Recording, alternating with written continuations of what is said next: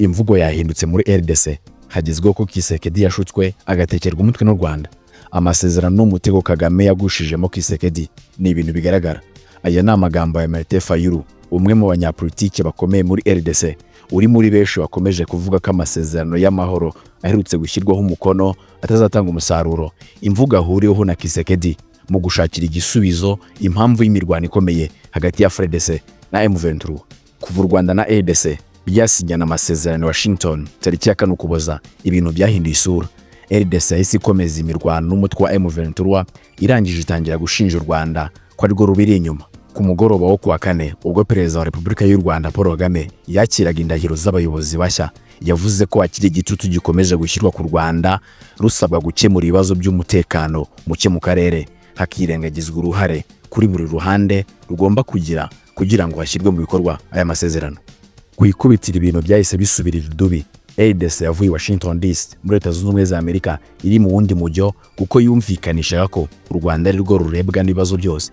Yahise ikomeza imikoranire n'ingabo z'u Burundi, imitwe irimo Wazalendo, abarwanyi bibasira abatutsi b'Abanyekongo n'Abanyamurenge, bwongera koza umurego. Ibi byose ubutegetsi bwa Repubulika Iharanira Demokarasi ya Kongo bwahise bubyegeka ku Rwanda, buvuga ko ari rwo rubiri inyuma, ko rwakomeje gufasha umutwe wa M23. Imvugo ya Martin Fayulu yumvikanishaho kera kabaye abanyapolitike bose muri RDC bashyize hamwe amaboko kugira ngo ibikubiye muri amasezerano bizasigare mu nyandiko gusa. Fayulu aha niho yaganiye na France 24 avuga ko ikibazo cyagombaga gutuma ibibazo bikemuka atari amasezerano, ahubwo ko ari uko u Rwanda rwafatirwa ibihano. Yabajijwe impamvu avuga ko Kisekedi yahenzwe ubwenge na Kagame, akirengagiza ko Amerika yashyize igitutu gikomeye ku gihugu cye kugira ngo hasinywe amasezerano.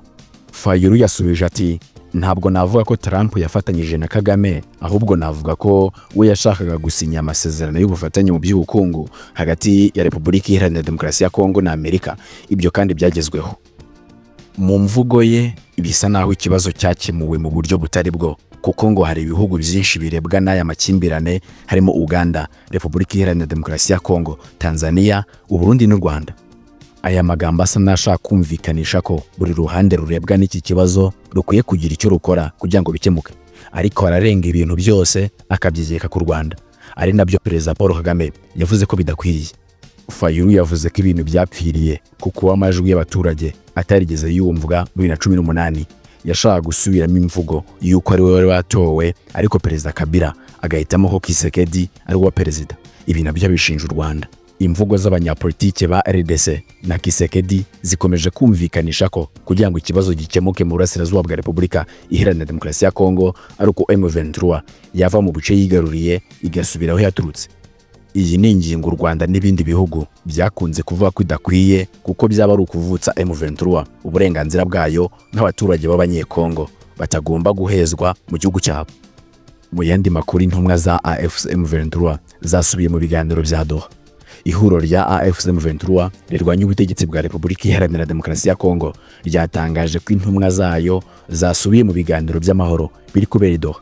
Aya makuru yatangajwe n'umuvugizi wungirije wa AFC M23 Dr Oscar Barinda kuri wa 11 Ukuboza 2025, nyuma y'aho abarwanyi b'iri huriro bafashe umujyi wa Uvira mu ntara Kivu y'Amajyepfo. Dr Barinda yagize ati, ubutumire bwaraje bwatugezeho, ubu abacu bamaze gufata indege, dukomeze turangiza amahame shingiro 6 asigaye, ariko dushyire n'ubushake bukomeye kugira ngo aya mahame tuyashyire mu bikorwa, tugere ku mahoro arambye mu gihugu cyacu cya Kongo no mu karere. Izi ntumwa za AFC M23 zageze Doha muri Qatar mu gitondo cyo kuri wa 12 Ukuboza, aho biteganyijwe ko zizahura n'iza leta RDC mu biganiro bizakomeza kuyoborwa n'umuhuza Qatar. Tariki ya 15 Ugushyingo 2025, AFC M23 na leta ya RDC byashyize umukono ku mahame shingiro 8 arimo gushyigikira ibikorwa by'ubutabazi, gusubiza ubutegetsi bwa leta mu bice byose by'igihugu, gushyiraho ingamba z'umutekano z'agateganyo, gucyura impunzi, kuzahura ubukungu no gushyiraho komisiyo yo kwimakaza ukuri, ubwiyunge n'ubutabera.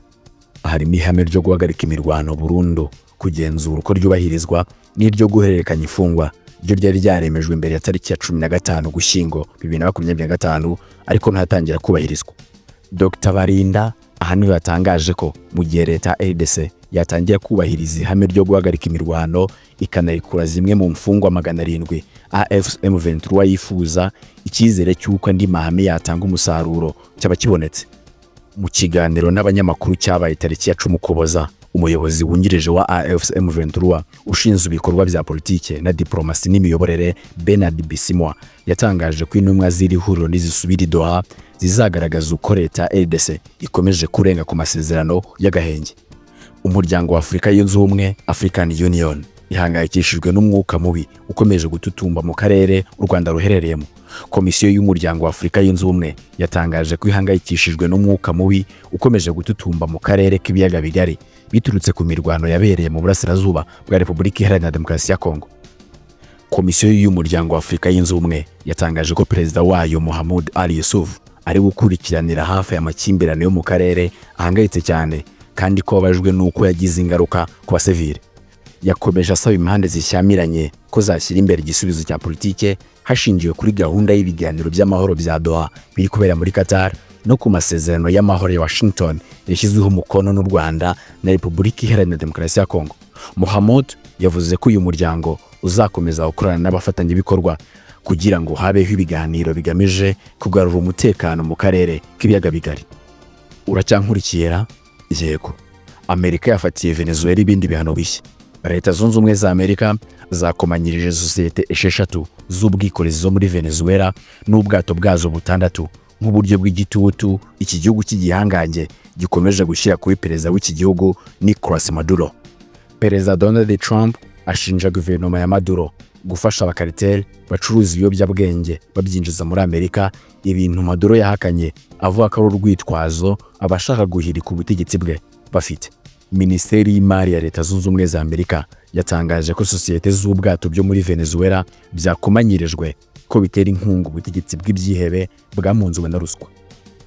Ibihano bishya bya Amerika kandi ivyanahawe bishywa ba perezida Maduro 3, aho 2 muri bo bakatiwe n'inkiko za Amerika ku byaha byo gucuruza ibiyobyabwenge bakaza kurekurwa muri 2022 mu masezerano yo guhererekanya ifungwa.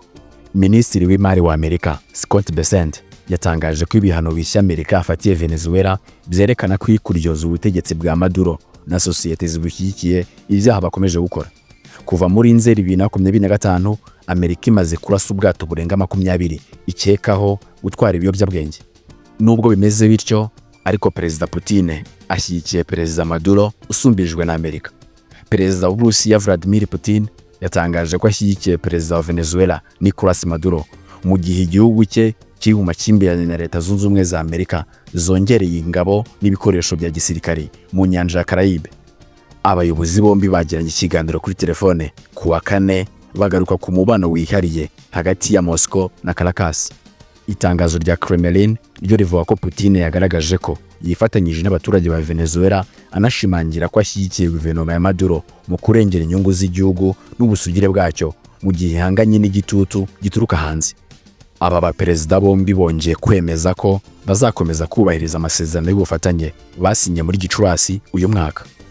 Ku ruhande rwa Venezuela, guverinoma yatangaje ko Putin na Maduro bashimangiye ko umubano w'ibihugu byombi ukomeye, ufite icyerekezo kandi ukomeje gutera imbere.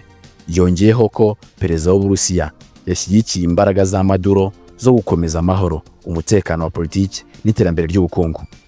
Iki kiganiro kibaye nyuma y'uko Amerika ifashe ubwato butwara peteroli bwari buvuye mu cyambu cya Venezuela mu ntangiriro z'uku kwezi.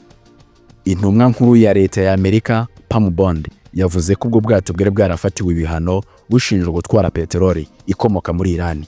Venezuela yo yamaganye iki gikorwa ivuga ko ari ubushimusi bw'amato, ishinja Amerika gushaka kwambura igihugu umutungo kamere wacyo.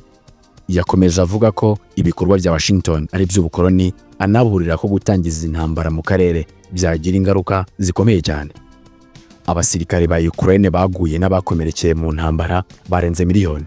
Minisitiri w'ububanyi n'amahanga w'Uburusiya Sergei Lavrov yatangaje ko ingabo za Ukraine zahuye n'igihombo gikomeye mu ntambara zimaze imyaka 3 ihanganyemo n'igihugu cye, aho imibare y'abapfuye n'abakomeretse irenga miliyoni 1.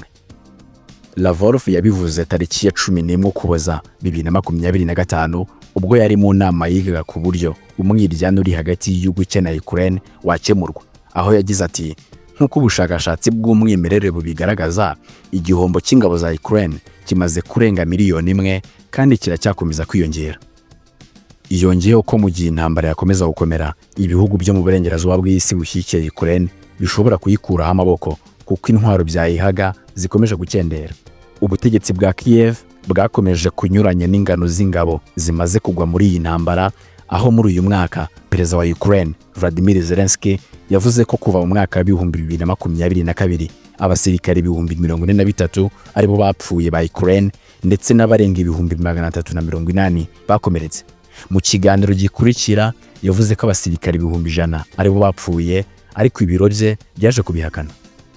Abashyigikiye Ukraine bo mu bihugu byo mu burengerazuba bw'isi nibemeranya n'iyo mibare, aho abasesenguzi benshi bavuga ko igihombo cy'ingabo za Ukraine kiri hejuru cyane y'ibivugwa. Mu Gushyingo, ibiro ntaramakuru tasabye Abarusiya byatanze amakuru byifashishije imibare ya Minisiteri y'Ingabo igaragaza ko buri munsi byibuze Ukraine itakaza ingabo 400 zirimo abapfa n'abakomereka.